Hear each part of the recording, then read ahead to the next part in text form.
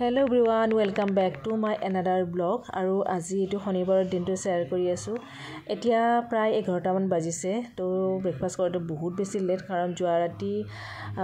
এওঁ গুৱাহাটী গৈছিল তো সেইদিনাখন নাহিলে কিবা কামত ফাঁচি গ'ল তো থাকিলে তো আজি আৰু নেক্সট ডে মৰ্নিং আহি গ'ল। তো আজি স্যাটাৰডে দিন বাবু স্কুল গৈছে তো আজি অকমান মোৰ উঠতে লেট হ'ল তো যোৱা ৰাতি ভালদৰে টোপনি আহা নাই আৰু নাথাকিলে কিবা অকমান জানেই তো আৰু ভাল নালাগে যদি আমি তিনিজনে মানে অকমান কিবা খালি এটা ফিল আৰু অকমান বাহিৰত থাকিলে টেনচনো হৈ থাকে ফোন কৰি আছে যদিও সো হেনেকা টোপনিটো মানে ভালদৰে হোৱা নাই তো অকমান উঠতে দেৰি হৈছে তো বাবুক আজি টিফিন ঘৰত বনাই নিদিলো কাৰণ কিনা বস্তু দি দিলো আৰু স্যাটাৰডে 12:30 লৈকে তাৰ ক্লাছ হ'ব। সো এতিয়া আমি দুইজনে মই গা পা ধুই আহিলো এও এতিয়া অফিস যাতে অকমান লেট হৈছে অকমান লেটকে যাব যেটিকে আজি জোৱাৰটি অফিসৰ কামতে অহা নহল সেইবাবে অকমান দেৰিকে যাব আৰু স্যাটাৰডে হয় আজি তো ব্ৰেকফাষ্ট বনাই আছো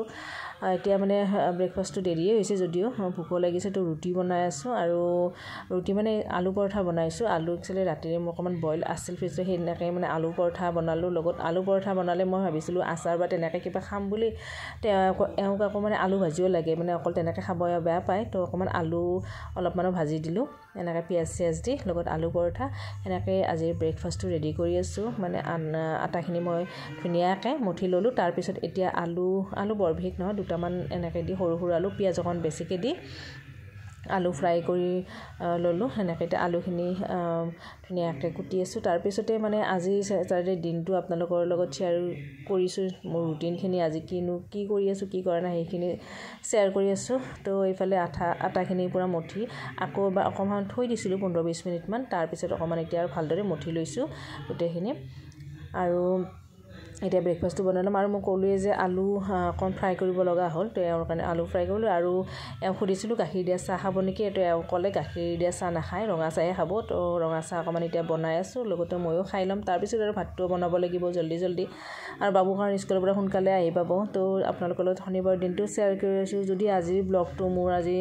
ডেইলি ৰুটিন ব্লগটো আপোনালোকৰ ভাল লাগে তেনেহলে লাইক কমেন্টখিনি কৰিব আৰু কোনোবাই যদি চেনেলটো নতুনকৈ চাই আছে প্লিজ সাবস্ক্ৰাইব কৰিবলৈ একদমে নাপাহৰিব মই ডেইলি ব্লগছবোৰ দি থাকো ডেইলি ৰুটিনবোৰ মোৰ হাউজ ওয়াইফৰ সেইখিনি দি থাকো তো আপোনালোকে চাই থাকে বুলি আশা ৰাখিছো আৰু এইফালে আলু ভাজি অকমান মুৰমুৰীয়া ধৰণৰ বনাব দিছে তেল অকমান বেছিকৈ দি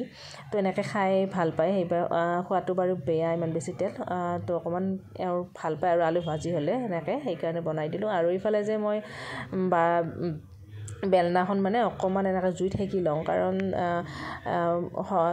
এনেকে হেকি ললে মানে কোৱা হয় আৰু বিজান নাথাকে তেনেকা অকমান জুই ঠেকি ললে আৰু মোৰ এটো অভ্যাস হৈ গৈছে বনোৱাৰ আগতে অকমান জুই ঠেকি লওঁ তাৰ পিছতে ব্ৰেকফাষ্টটো হৈ গ'ল তাৰ পিছত অকমান কাম আছিল সেইখিনি কৰিলো সেইখিনি আপোনালোকৰ লগত শেয়াৰ কৰিম বুলি ভাবিছিলো আজি কিচেনটো অকমান ভালদৰে সাফচিকুনখিনি কৰি ললো তো সেই তাৰে ভিডিওটো মই কৰিছিলো মানে একদম তলফালে ওপৰফালটো কৰা হয় তলফালে অকমান মানে ডিপ্লিন কৰিম বুলি কৰিলো আৰু ভিডিও কৰিছিলো কিন্তু ভিডিওটো নাজানো কেনেকৈ ডিলিট হৈ গ'ল আৰু ইফালে এটা ভাতৰ কাৰণে ৰেডি কৰিছো আৰু ইফালে যে মই হাতখন দেখাই দিলো মানে পিয়াজটো কটাৰ পিছত ইমান বেছি কালাৰ লাগি যায় হাতত পিয়াজৰ নাজানো আজিকালি সব ডুপ্লিকেট বস্তুবোৰ মানে কালাৰ দিয়া বস্তুৱে বেছিকৈ পায় তো যিকি নহওক আৰু এতিয়া মানে লাঞ্চটো বনাই আছো দুপৰীয়াৰ কাৰণে আৰু দুপৰীয়া একদম সিম্পল এফালে সালাড এখন ৰেডি কৰি আছো আৰু অকমান আজি দালি বনাইছো দালিখন মানে অকমান তৰকা ধৰণৰ কৰিম ডাল তৰকা টাইপৰ তো এনেকুৱাকে বনাইলাম আৰু আজি মই এয়া পানী ইউজ কৰিছো এইটো পানী আমাৰ ভালে বৰিং কৰাই কিন্তু বেছিভাগ মই কিনা পানীটোৱে সকলোতে আঞ্জা ভাত সবতে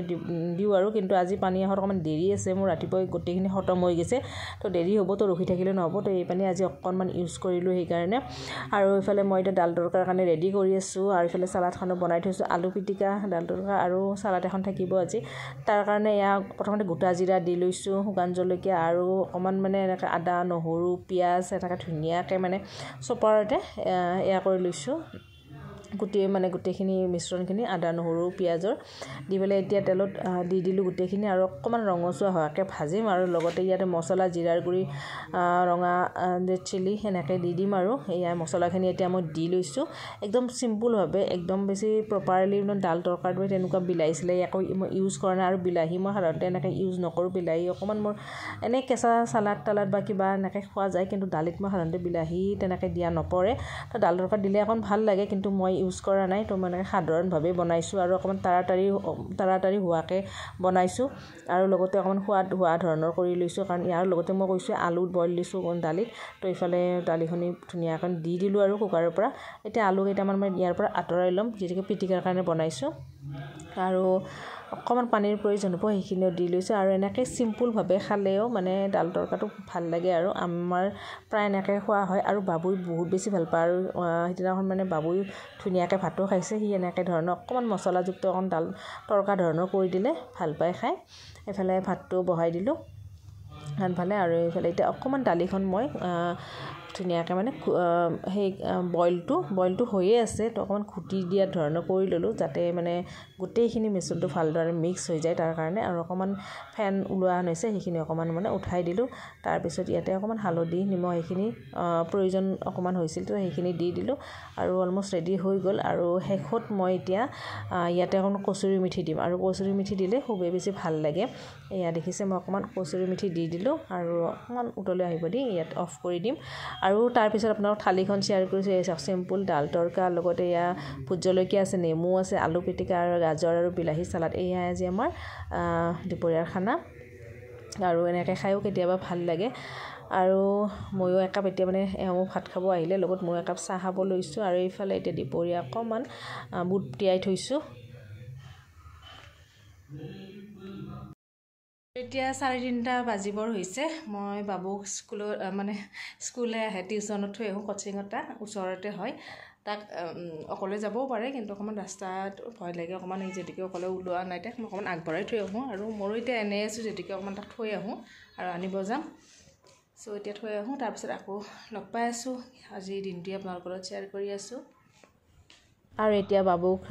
কোচিঙত থ'ব যাব ওলাইছোঁ আৰু এতিয়া লগ পাইছোঁ একেবাৰে সন্ধিয়া আৰু আজি আনিছে এয়া দেখিছেনে চিকেন মই ইয়াক কৈ আছোঁ ইয়াক বনাবলৈ কিন্তু ইয়াৰ বোলে একদম মন নাই তো ময়ে বনাম আৰু আজি ছেটাৰডে সকলো বজাৰখিনি শেষ হৈছে আলু চালু বৰ বিশেষ নাই সকলো প্ৰায় শেষেই হৈছে তো আলু কেইটামান আছিল লগত চিকেন দি ধুনীয়াকৈ বনাম আৰু চিকেনখিনি আজি অকণমান জলকীয়া ধৰণৰ কৰিম এইফালে মিক্সিত দি দিছোঁ আদা নহৰু আৰু জ্বলা কেঁচা জ্বলা সাধাৰণতে কেঁচা জ্বলা আমি মই কমেই খাওঁ আৰু লগতে বাবুও যেতিকে খায় সেইকাৰণে কিন্তু আজি অকণ বেছিকৈ দিছোঁ আৰু এইফালে একদম মানে লঙো দি দিছোঁ কেইটামান আৰু সেইফালে বাবুক অকণ ফ্ৰাই কৰি দিলোঁ সি ধুনীয়াকৈ খাই আছে বহুত বেছি ভাল পায় আৰু এতিয়ালৈকে মই একো ধৰণৰ মছলা যিখিনি মানে পেষ্ট বনাই লৈছিলোঁ সেইখিনিৰে ভাজি লৈছোঁ আজি এনেকৈ বনাইছোঁ